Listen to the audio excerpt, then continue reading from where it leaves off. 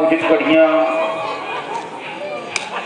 परमात्मा की याद में जुड़िए, बेनतियां प्रवान करो। आ जाओ सारी संगत साजो, एक बारी बह जाओ सारे ऐसी बह जाओ उपरले पासे। आ ठीक है, बैठने वाला वधिया। तो सारे एक बार टका का माहौल बना दो। फिर आप कुछ समा साडे बड़े वडेरियां नूं, साडे बजुर्गों नूं याद करके, क्योंकि जिथे कहा जाता है साडियां 95% कुर्बानियां हैं, ਉਹਦੇ ਵਿੱਚ ਸਾਡੀਆਂ भी बहुत ਵੱਡੀਆਂ महान कुर्बानियां हैं। ਜਿਹੜੇ ਸਾਡੇ ਬਜ਼ੁਰਗਾਂ ਨੇ ਸਾਨੂੰ ਦੇਣ ਦਿੱਤੀ, ਬਾਬਾ ਮੋਤੀ ਮਹਿਰਾ ਜੀ ਤੇ ਧੰਨ ਧੰਨ ਭਾਈ ਕਨਈਆ ਜੀ। ਅੱਜ ਉਹਨਾਂ ਬਜ਼ੁਰਗਾਂ ਦੀ ਬਦੌਲਤ ਅਸੀਂ ਆ ਮਾਣ ਉੱਚਾ ਸਿਰ ਉੱਚਾ ਕਰਕੇ ਬੈਠੇ ਹਾਂ। ਸੌ ਪਿਆਰ ਦੇ ਵਿੱਚ सारिया संगत अपने तन मन धन के नाल हाजरियां भर के उस गुरुआं दियां धन श्री गुरु ग्रंथ साहिब महाराज दियां खुशियां हासिल करिए। महाराज जी कहते बड़े भागां दे नाल जिहड़ियां गुरु दियां संगतां दे दर्शन हुंदे ने ते आ अमृत वेले दा समा जिहड़ा भागां वालियां नूं प्राप्त हुंदा। महाराज जी प्रमाण करदे ने की कहंदे जी कोई आन मिलावे जी प्रीतम प्यारा, प्रीतम प्यारा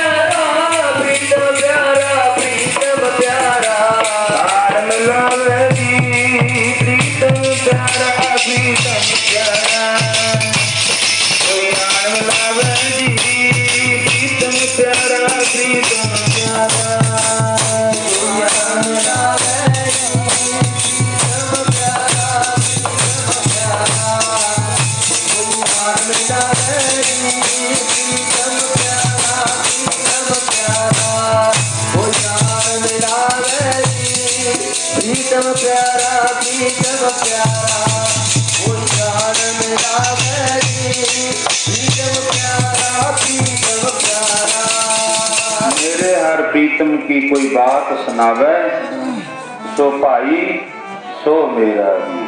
श्री गुरु नानक देव महाराज का 551वां जिहड़ा आगमन पुरब है। संगतां बड़े प्यार दे नाल अज 7वीं प्रभात फेरी है। 7 दिन हो गए लगातार प्रभात फेरियां चलदियां नूं। अज 7वें दिन साडे गृह विखे, क्योंकि इन्हां गलियां दे विच साडा बचपन बीतिया, इस नगरी दे विच जन्म धारण कीता, ये बहुत वड्डी माण वाली गल है। ते सतगुरु जी महाराज जोड़ते ने। महाराज कहते जोड़न हारा संत। कल ही साडे पिता जी कर्ज करते सी, बड़ी मन नूं खुशी हुई सुन के। साडा परिवार जिहड़ा बहुत वड्डा है। साडे बजुर्ग जिहड़े बड़े सन, बाबा संत सिंह जी, उन्हां दी औलाद बड़ी है, बहुत वड्डा परिवार है। पर कल साडी माता ते पिता जी दस रहे सन भी 2-3 जाने सिੱਖੀ वाली लैन दे विच जरूर हुंदे ने। पहला साडे बजुर्ग दादा जी, मेरे दादा जी ते साडे जिहड़े मेरे डैडी दी भूआ सी वो सन। ते हुण तकरीबन साडी 2-3 दी बारी इधरले पासे मालक ने लाई हुई है। चलो सतगुरु जी कृपा करन। कहण तो भाव आओ श्री गुरु नानक देव महाराज आगमन पुरब संगतां बड़ी तवज्जो दे नाल मना रहीआं ने। ਜਦੋਂ ਸ੍ਰੀ ਗੁਰੂ ਨਾਨਕ ਦੇਵ ਮਹਾਰਾਜ ਦਾ ਪਾਵਨ ਪਿਤਰਾਗਮਨ ਪੁਰਬ ਹੋਇਆ ਤੇ ਉਹ ਧੰਨ ਮਾਤਾ ਤ੍ਰਿਪਤਾ ਤੇ ਸਤਿਕਾਰਯੋਗ ਉਹ ਦਾਈ ਦੌਲਤਾ ਪਿਤਾ ਬਾਬਾ ਕਲਿਆਣ ਚੰਦ ਜੀ ਮਹਿਤਾ ਤੇ ਭੈਣ ਬੇਬੇ ਨਾਨਕੀ ਕਿੰਨੀਆਂ ਕੁ ਖੁਸ਼ੀਆਂ ਮਨਾਈਆਂ ਤੇ ਉਸ ਭੈਣ ਨੂੰ ਪਤਾ ਹੈ ਵੀ ਕਿੰਨੀ ਕੁ ਖੁਸ਼ੀ ਸੀ। ਇਸ ਕਰਕੇ ਫਿਰ ਅੱਗੇ ਲੜੀ ਤੁਰਦੀ ਗਈ ਤੇ ਆ ਗਈ ਵਾਰੀ ਧੰਨ ਬਾਬਾ ਕਨਈਆ ਜੀ ਮਹਾਰਾਜ, ਜਿਹੜੇ ਬਜ਼ੁਰਗਾਂ ਨੇ ਸਾਡੇ ਬਜ਼ੁਰਗਾਂ ਨੇ ਪਹਿਲਾਂ ਤੋਂ ਲੈ ਕੇ ਕੰਮ ਜਿਹੜਾ ਉਹ ਪਾਣੀ ਦਾ ਕਰਿਆ। ਇਹ ਨਹੀਂ ਵੀ ਹੁਣ ਤੋਂ ਸਾਡੇ ਬਜ਼ੁਰਗ ਨਲਕੇ ਲਾਉਂਦੇ ਨੇ, ਪਹਿਲਾਂ ਤੋਂ ਲੈ ਕੇ ਪਾਣੀ ਦੀ ਸੇਵਾ। ਧੰਨ ਕਲਗੀਧਰ ਪਾਤਸ਼ਾਹ ਮਹਾਰਾਜ ਦਾ ਜੰਗ ਹੋ ਰਿਹਾ ਇੱਕ ਪਾਸੇ ਸਾਡੇ ਬਜ਼ੁਰਗ ਨੇ ਤਲਵਾਰ ਨਹੀਂ ਚੁੱਕੀ, ਪਾਣੀ ਦੀ ਮਸ਼ਕ ਲੈ ਕੇ ਹਰ ਇੱਕ ਨੂੰ ਪਾਣੀ ਪਿਆਉਂਦਾ ਭਾਵੇਂ ਕੋਈ ਵੀ ਆ ਜਾਂਦਾ ਹੈ। ਤੇ ਧੰਨ ਭਾਈ ਕਨਈਆ ਜੀ ਜਾ ਕੇ ਸ਼ਿਕਾਇਤ ਕਰਦੀ, ਸੱਚੇ ਪਾਤਸ਼ਾਹ ਤੁਹਾਡੇ ਘਰ ਦਾ ਲੂਣ ਖਾਣ ਵਾਲਾ ਤੇ ਮੁਗਲਾਂ ਨੂੰ ਪਾਣੀ ਪਈ ਜਾਂਦਾ। ਤੇ ਭਾਈ ਕਨਈਏ ਨੂੰ ਫੜ ਲਿਆਂਦਾ, ਬਾਂਹ ਤੋਂ ਫੜ ਲਿਆ ਸਿੱਖਾਂ ਨੇ। ਚੱਲ ਕਹਿੰਦੇ ਮਹਾਰਾਜ ਕੋਲ ਲੈ ਕੇ ਚੱਲੀਏ। ਭਾਈ ਕਨਈਆ ਹੱਸਦਾ ਆਉਂਦਾ, ਮਨ 'ਚ ਕੋਈ ਗਲਾਨੀ ਨਹੀਂ ਹੈ ਕਿਉਂਕਿ ਹਿਰਦਾ ਸਾਫ਼ ਹੈ। ਮਹਾਰਾਜ ਕਹਿੰਦੇ ਜਦੋਂ ਹਿਰਦਾ ਸਾਫ਼ ਹੋਵੇ ਨਾ ਤੇ ਫਿਰ ਮਨੁੱਖ ਨੂੰ ਗਲਾਨੀ ਨਹੀਂ ਆਉਂਦੀ ਹੈ। ਤੇ ਭਾਈ ਕਨਈਏ ਨੂੰ ਲਿਆ ਕੇ ਕੋਲ ਖੜਾਤਾ। ਮਹਾਰਾਜ ਜੀ ਕਿਉਂ ਬੰਨਿਆ ਮੈਨੂੰ? ਕਹਿੰਦੇ ਤੂੰ ਮੁਗਲਾਂ ਨੂੰ ਪਾਣੀ ਪਿਆਉਣਾ ਹੈ। ਉਹ ਧੰਨ ਹੈ ਕਲਗੀਆਂ ਵਾਲਿਆ, ਤੇਰੇ ਦਰ ਤੋਂ ਵੀ ਆਹ ਆਵਾਜ਼ ਆਉਂਦੀ ਹੈ। ਤੇਰੇ ਦਰ ਤੋਂ ਤਾਂ ਮੈਂ ਸੁਣਿਆ ਸੀ ਆਹ ਆਵਾਜ਼ ਆਉਂਦੀ ਸੀ, ਕਿਹੜੀ? ਜੀ ਨਾ ਦਿਸੇ ਬਗਾਨਾ, ਜੀ ਨਾ ਕੋਈ ਵੈਰੀ, ਨਾ ਕੋਈ ਵੈਰੀ, ਨਾ ਦਿਸੇ ਬਗਾਨਾ, ਨਾ ਕੋਈ ਵੈਰੀ, ਨਾ ਕੋਈ ਵੈਰੀ, ਬਗਾਨਾ ਜੀ, ਨਾ ਕੋਈ ਵੈਰੀ, ਨਾ ਕੋਈ ਵੈਰੀ, ਨਾ ਦਿਸੇ ਬਗਾਨਾ ਜੀ, ਨਾ ਕੋਈ ਵੈਰੀ, ਨਾ ਕੋਈ ਵੈਰੀ, ਨਾ ਕੋਈ ਵੈਰੀ, ਨਾ ਦਿਸੇ ਬਗਾਨਾ ਜੀ, ਨਾ ਕੋਈ ਵੈਰੀ, ਨਾ ਕੋਈ ਵੈਰੀ, ਨਾ ਕੋਈ ਵੈਰੀ, ਨਾ ਕੋਈ ਵੈਰੀ, ਨਾ ਕੋਈ ਵੈਰੀ, ਨਾ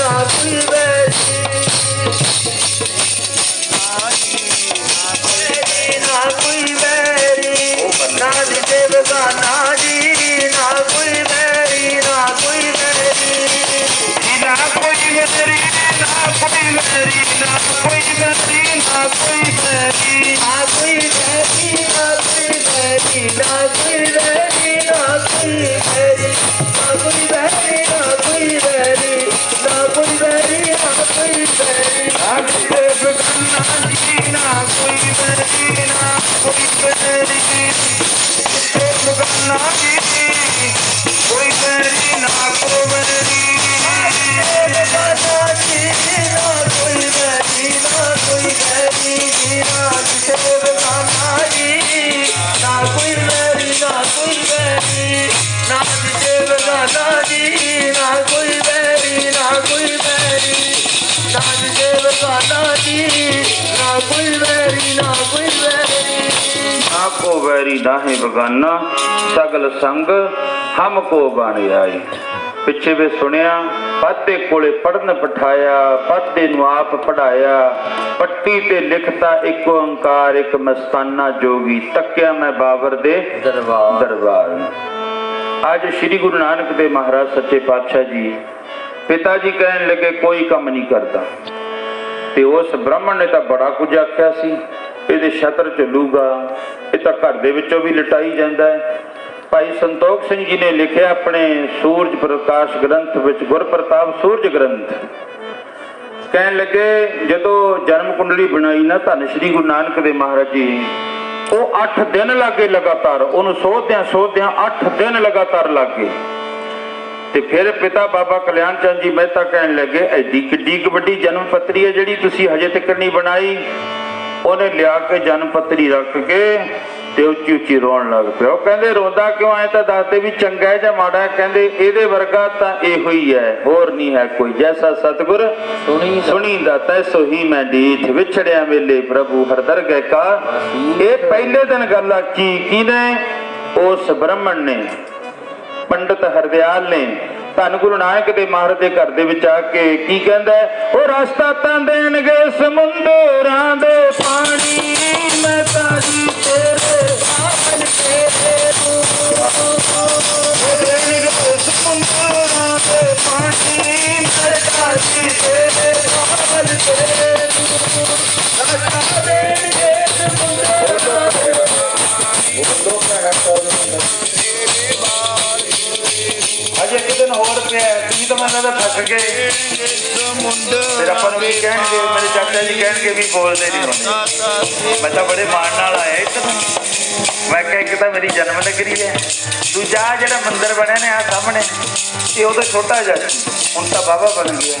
ਤਾਈ ਜੀ ਆਪਣਾ ਵੀ ਘਰ ਇੱਧਰ ਹੀ ਹੈ ਨਾ, ਇਸ ਕਰਕੇ ਉਦੋਂ ਛੋਟਾ ਜਿਹਾ ਮੰਦਿਰ ਨਿੱਕਾ, ਜਦੋਂ ਪਹਿਲੀ ਵਾਰ ਉਹ ਜਿਹੜਾ ਭਗਵਾਨ ਵਾਲਮੀਕੀ ਦਾ ਉਹ ਕਰਦੇ ਹੁੰਦੇ ਨਾ ਤੁਹਾਨੂੰ, ਉਦੋਂ ਅਸੀਂ ਨਿੱਕੇ ਨਿੱਕੇ, ਉਹ ਬੈਠਾ ਮੇਰਾ ਛੋਟਾ ਭਰਾ, ਅਸੀਂ ਨਿੱਕੇ ਨਿੱਕੇ ਨਾ ਜਦੋਂ ਇੱਥੇ ਅਸੀਂ ਉਹ ਤੋਰਿਆ ਸਰਦੀਆਂ ਦੇ ਵਿੱਚ ਤੇ ਸਾਡੇ ਕੱਪੜੇ ਪਾਤੇ, ਸਾਨੂੰ ਰਾਮਚੰਦਰ ਬਣਾਤਾ, ਮੇਰੇ ਛੋਟੇ ਭਰਾ ਨੂੰ ਬਣਾਤਾ। ਜਦੋਂ ਸਮਾਪਤੀ ਕਰਕੇ ਆਏ ਨਾ, ਜਦੋਂ ਸਾਨੂੰ ਮੱਥਾ ਟੇਕੋ, ਮੱਥਾ ਟੇਕਦੇ ਸਮਾਪਤੀ ਵੇਲੇ ਭਗਵਾਨ ਦਾ ਬਾਣਾ ਜਾਣ ਕੇ ਚਲੋ, ਅਸੀਂ ਹਾਂ ਤਾਂ ਨਹੀਂ, ਜਦੋਂ ਸਾਨੂੰ ਮੱਥਾ ਟੇਕਣ ਕਿਸੇ ਹੱਸ ਪੇ ਸਾਰੇ ਜਾਣੇ ਨਿੱਕੇ ਨਿੱਕੇ ਹੁੰਦੇ। ਇੱਕ ਮੇਰਾ ਵੱਡਾ ਭਰਾ ਹੁੰਦਾ ਭਾਈ ਕੁਲਦੀਪ ਸਿੰਘ, ਚਲੋ ਗੁਰੂ ਦੇ ਚਰਨਾਂ ਵਿੱਚ ਜਾ ਬਰਾਜਿਆ।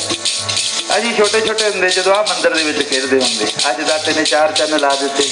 ਇਸ ਕਰਕੇ ਅੱਜ 7 ਦਿਨ ਹੋ ਗਏ ਤੇ ਜ਼ਰੂਰ ਕਿਰਪਾ ਕਰਿਓ ਭਾਈ, ਬੋਲਿਓ, ਸਾਨੂੰ ਤਾਂ ਬਾਹਲਾ ਮਾਣ ਹੈ ਤੁਹਾਡੇ ਉੱਤੇ। ਤੇ ਦੂਜਾ ਇੱਧਰ ਸਾਡੇ ਘਰ ਦੇ ਬੈਠੇ ਨੇ, ਆਪਣਾ ਘਰ ਹੈ, ਤੇ ਕਿਰਪਾ ਕਰੋ ਆਪਣੇ ਘਰ ਦੇ ਵਿੱਚ ਸਾਰੇ ਚੌਧਰੀ ਹੁੰਦੇ ਨੇ, ਬੋਲੋ ਸਤਿਨਾਮ ਵਾਹਿਗੁਰੂ। ਕਰਕੇ ਜਦੋਂ ਮਾਤਾ ਪਿਤਾ ਬੈਠੇ ਹੋਣ ਫਿਰ ਚੌਧਰ ਕਰਨੀ ਵੀ ਚਾਹੀਦੀ ਹੈ ਥੋੜੀ ਜਿਹੀ, ਜਦੋਂ ਫਿਰ ਜ਼ਿੰਮੇਵਾਰੀ ਪੈ ਜਾਏ ਫਿਰ ਤੁਹਾਨੂੰ ਪਤਾ ਹੀ ਹੈ, ਜ਼ਿੰਮੇਵਾਰ ਬੰਦਾ ਉਹ ਫਿਰ ਸਾਰਾ ਦਿਨ ਨੀਵੀਂ ਪੱਕੀ ਰਹਿੰਦਾ। ਤੇ ਪਿਆਰ ਦੇ ਵਿੱਚ ਆ ਕੇ ਬੋਲਿਓ, ਹੋ ਰਸਤਾ ਦੇਣਗੇ ਸਮੁੰਦਰਾਂ ਦੇ ਪਾਣੀ, ਨਸ਼ਾ ਤੇਰੇ ਨਾਲ ਕੇ ਦੇਣਗੇ ਸਮੁੰਦਰਾਂ ਦੇ ਪਾਣੀ, ਆਦੀ ਤੇਰੇ ਮਾਰ ਕੇ ਸਮੁੰਦਰਾਂ ਦੇ ਪਾਣੀ, ਐਸਾ ਜੀ ਤੇਰੇ ਬਾਲ ਕੇ ਬੋਲੋ ਪੈਸਾ ਦੇਣਗੇ ਸਮੁੰਦਰਾਂ ਦੇ ਪਾਣੀ।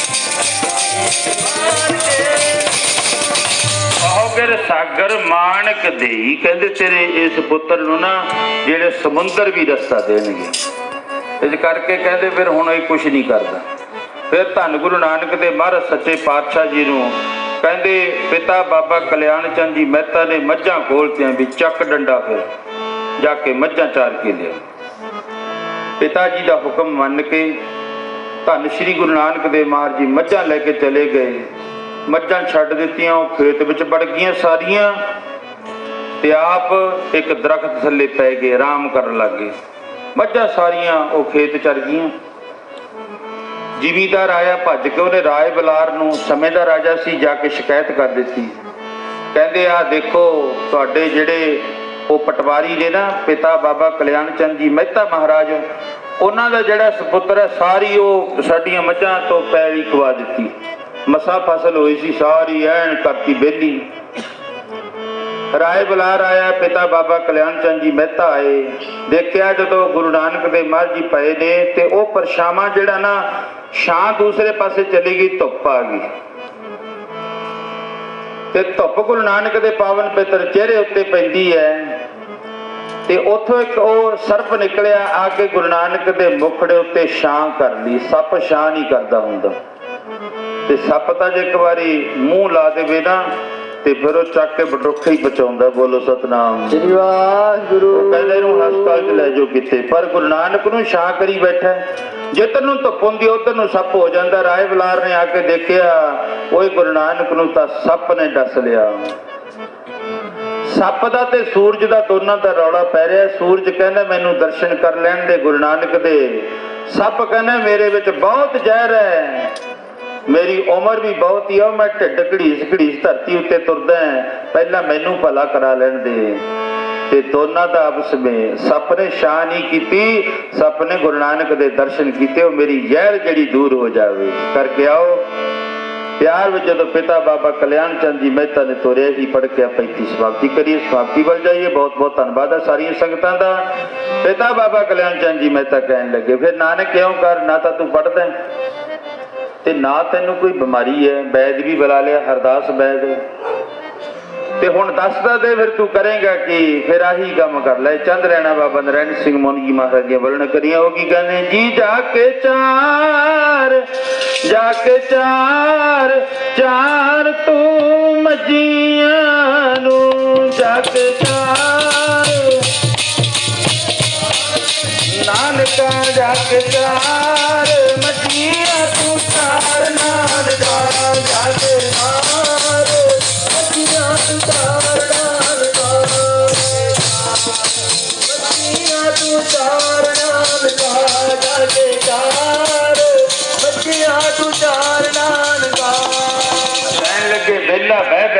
ਸਰਨਾ, ਅੰਦਰ ਲਿਆ ਨਾ ਕਿਸੇ ਨੇ ਧਰਨਾ, ਕੀ ਬਿਮਾਰ ਮੱਝੀਆਂ ਤੂੰ ਚਾਰ ਨਾਨਕ ਕਰਕੇ। ਸਤਿਗੁਰੂ ਜੀ ਧੰਨ ਸ਼੍ਰੀ ਗੁਰੂ ਨਾਨਕ, ਜਗ ਸੰਸਾਰ ਦਾ ਵੀ ਉਹਨਾਂ ਨੇ ਕੰਮ ਕੀਤਾ। ਇਹੋ ਜਿਹੀ ਗੱਲ ਨਹੀਂ ਵੀ ਧੰਨ ਸ਼੍ਰੀ ਗੁਰੂ ਨਾਨਕ ਦੇਵ ਮਹਾਰਾਜ ਨੇ ਬਾਹਰੋਂ ਉਦਾਸਾਂ ਕੀਤੀਆਂ। 18 ਸਾਲ ਫਿਰ ਰਹਿੰਦੀ ਜ਼ਿੰਦਗੀ ਕਰਤਾਰਪੁਰ ਦੀ ਧਰਤੀ ਦੇ ਵਿੱਚ, ਫਿਰ ਬਾਬੇ ਨੇ ਆਪਣਾ ਸਾਰਾ ਜੀਵਨ ਲਾ ਦਿੱਤਾ। ਇਸ ਕਰਕੇ ਆ ਸਾਡੇ ਬਜ਼ੁਰਗਾਂ ਦਾ ਬੀਜਿਆ ਹੋਇਆ ਕੋਈ ਚੰਗਾ ਬੀਜ ਹੈ। ਜਿਵੇਂ ਪੁਰਾਣੇ ਬਜ਼ੁਰਗ ਕਹਿੰਦੇ ਹੁੰਦੇ, ਕਹਿੰਦੇ ਕਿਸੇ ਨੇ ਉਹ ਧੂਣੇ ਦੇ ਵਿੱਚ ਕੋਈ ਡੱਕਾ ਸੁੱਟ ਦਿੱਤਾ ਤੇ ਜਿਹੜਾ ਅੱਜ ਸਾਨੂੰ ਫਲ ਪ੍ਰਾਪਤ ਹੋ ਰਿਹਾ। ਸਾਡੇ ਬਜ਼ੁਰਗਾਂ ਦੀ ਪਤਾ ਜੀ ਕਿੰਨੀ ਕੁ ਵਧੀਆ ਕਮਾਈ ਕੀਤੀ ਹੋਈ ਸੀ ਤੇ ਜਿਹੜੀ ਅੱਜ ਮੈਂ ਬੈਠ ਕੇ ਖਾ ਰਿਹਾ ਹਾਂ। ਮੇਰੇ ਦਾਦੇ ਦੀ, ਸਾਡੇ ਪੜਦਾਦੇ ਦੀ, ਤੇ ਨਹੀਂ ਤਾਂ ਬਹੁਤੇ ਹੋਣਗੇ ਤੁਹਾਡੇ ਵਿੱਚੋਂ। ਦੱਸੋ ਤੁਹਾਡੇ ਪੜਦਾਦੇ ਦਾ ਨਾਂ ਕੀ ਸੀ? ਨਹੀਂ ਮੈਂ ਦੱਸ ਕੇ ਦਿਖਾਉਣਾ ਵੀ ਮੇਰੇ ਪੜਦਾਦੇ ਦਾ ਨਾਂ ਕੀ ਸੀ। ਦਾਦੇ ਤੋਂ ਜਾ ਕੇ ਅੱਗੇ ਭੁੱਲ ਜਾਣਾ, ਕਿਉਂਕਿ ਇੱਧਰ ਨੂੰ ਲੋਕਾਂ ਦਾ ਧਿਆਨ ਨਹੀਂ ਹੈ। ਕਿ ਇਹ ਧਿਆਨ ਕਿਉਂ ਨਹੀਂ? ਕਿਉਂਕਿ ਮਾਤਾ ਪਿਤਾ ਨਾਲ ਲੋਕ ਪਿਆਰ ਨਹੀਂ ਕਰਦੇ ਹੈ। ਮਰਜੀ ਕਹਿੰਦੇ ਗੁਰਦੇਵ ਮਾਤਾ, ਗੁਰਦੇਵ ਪਿਤਾ, ਗੁਰਦੇਵ ਸਵਾਮੀ ਪਰਮੇਸ਼ਰਾ। ਉਹ ਬੱਚਿਓ ਧਿਆਨ ਰੱਖੋ, ਜਿਨ੍ਹਾਂ ਦੇ ਬੈਠੇ ਹੈ ਸਤਿਕਾਰ ਕਰੋ ਆਪਣੇ ਮਾਤਾ ਪਿਤਾ ਦਾ। ਨਾ ਜਾਇਓ ਮੰਦਿਰ ਵਿੱਚ, ਗੁਰਦੁਆਰੇ ਨਾ ਜਾਇਓ, ਮਸੀਤਾਂ ਵਿੱਚ ਨਾ ਜਾਇਓ, ਜਿੱਥੇ ਵੀ ਤੁਸੀਂ ਕਿਤੇ ਮੰਨਦੇ ਹੋ ਉੱਥੇ ਨਾ ਜਾਇਓ। ਘਰ ਵਿੱਚ ਬੈਠੇ ਬਜ਼ੁਰਗਾਂ ਦੀ ਸੇਵਾ ਕਰਿਓ। ਅੰਮ੍ਰਿਤ ਵੇਲੇ ਉੱਠ ਕੇ ਕਿਤੇ ਉਹਨਾਂ ਦੇ ਚਰਨਾਂ ਵਿੱਚ ਸੀਸ ਧਰਿਓ। ਦੇਖੋ ਤੁਹਾਨੂੰ ਫਿਰ ਉਹ ਦਾਤਾਂ ਪ੍ਰਾਪਤ ਹੋ ਜਾਣਗੀਆਂ ਜਿਹੜੀਆਂ ਗੁਰੂ ਨਾਨਕ ਮਹਾਰਾਜ ਕਹਿੰਦੇ ਦਿਨ ਦਾ ਦੇ ਲੈਂਦੇ ਥੱਕ ਪਾਏ। ਬਹੁਤ ਬਹੁਤ ਧੰਨਵਾਦ ਹੈ ਸਾਰੀਆਂ ਸੰਗਤਾਂ ਦਾ।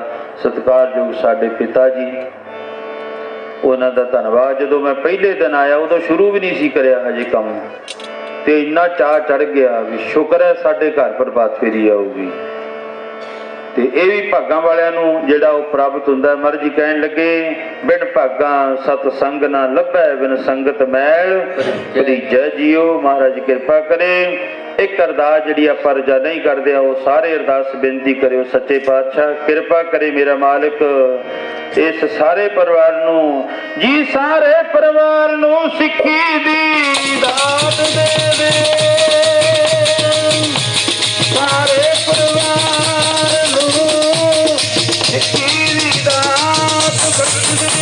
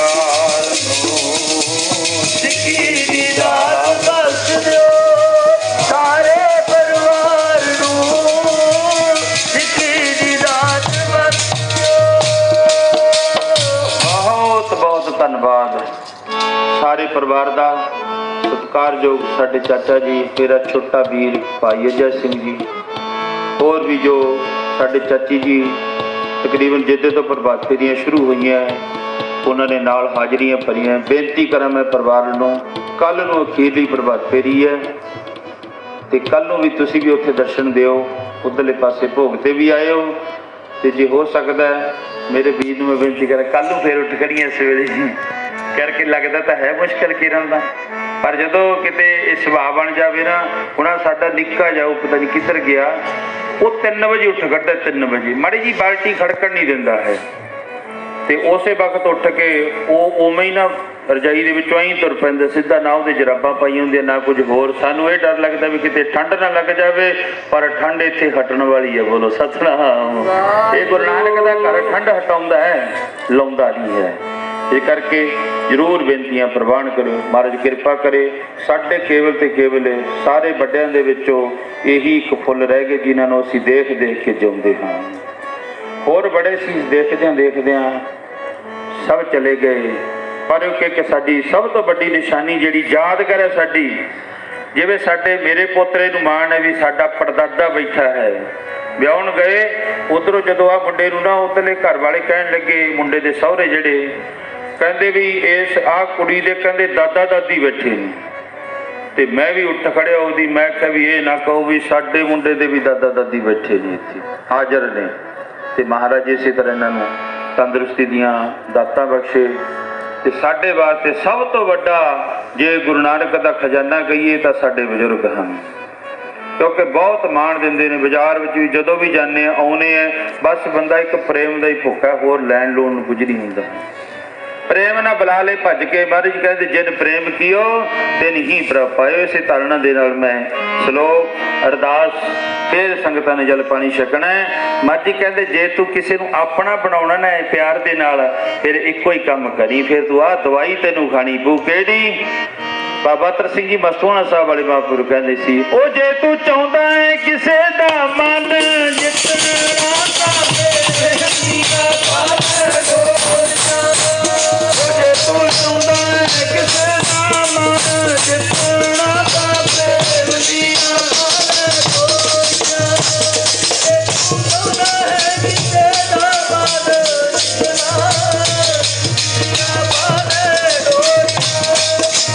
ਤੂੰ ਚਾਹੁੰਦਾ ਹੈ ਕਿਸੇ ਦਾ ਮਨ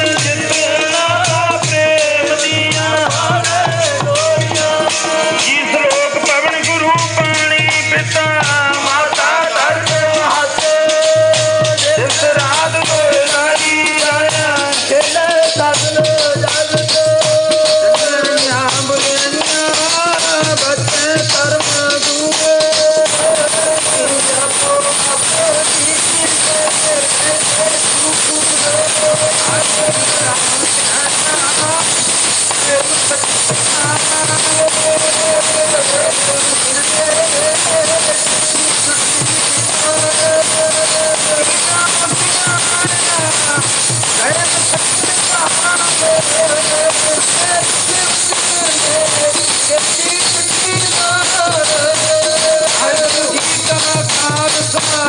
ਵਾਹਿਗੁਰੂ ਜੀ ਕੀ ਫਤਿਹ। ਵਾਹਿਗੁਰੂ ਜੀ ਕਾ ਖਾਲਸਾ, ਵਾਹਿਗੁਰੂ ਜੀ ਕੀ ਫਤਿਹ।